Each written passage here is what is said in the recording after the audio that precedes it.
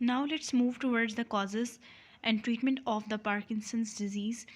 Encephalitis. Encephalitis basically क्या होता है, EITE, ये वाले जो वर्ड लास्ट वाला होता है ना, मोस्टली जिन कंडीशंस में आता है उसका मतलब होता है कि ये इन्फेक्शन या इन्फ्लामेशन को इंडिकेट करता है।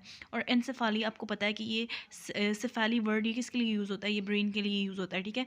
तो ये इन्फ्लामेटरी कंडीशन होती है ब्रेन की, उसकी वजह से हो सकता है कि सब्सटेंशिया नाइग्रा जो है उसका डैमेज हो जाए। एंटी साइकोटिक ड्रग्स जो होती हैं ना, ये कुछ ऐसी ड्रग्स होती हैं जो डोपामिन ब्लॉकर्स होती हैं, जैसे कि हम शिज़ोफ्रेनिया के अंदर यूज़ करते हैं डोपामिन ब्लॉकर्स।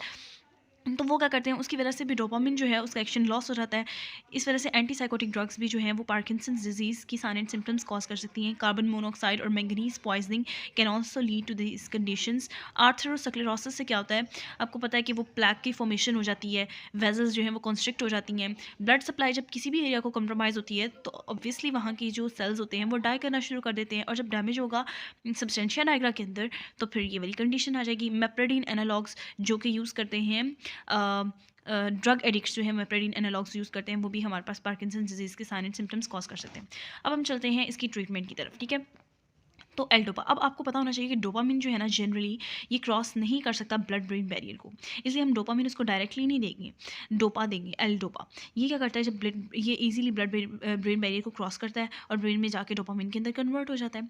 इसके अलावा सेलेजिलिन और एल डिप्रोनाइल ये क्या करते हैं, मोनोअमीन ऑक्सीडेज, जो कि डोपामिन जो है उसको क्या करता है, उसकी डिस्ट्रक्शन के अंदर इन्वॉल्व होता है, उसको इनहिबिट कर देते हैं। और as well as they are also involved in the slowing down of the process of destruction of the cells that produce dopamine, ठीक है। फीटल डोपामिन प्रोड्यूसिंग सेल्स होते हैं ना, उनकी ट्रांसप्लांटेशन कर देते हैं कि फीटस के वो सेल्स जो डोपामिन प्रोड्यूस करते हैं उनको हम ट्रांसप्लांट कर देते हैं उसके ब्रेन के अंदर, या फिर ऑटो ट्रांसप्लांटेशन कर देते हैं मिडलरी सेल्स। कौन से medullary, suprarenal medulla. Adrenal medulla जो होता है ना उसके हमें पता है ना, वहाँ पे एपिनेफ्रीन और नॉरएपिनेफ्रीन प्रोड्यूस होता है, और उनके पासवे के अंदर डोपा प्रोड्यूस होता है, तो डोपा से डोपामिन भी प्रोड्यूस किया जा सकता है।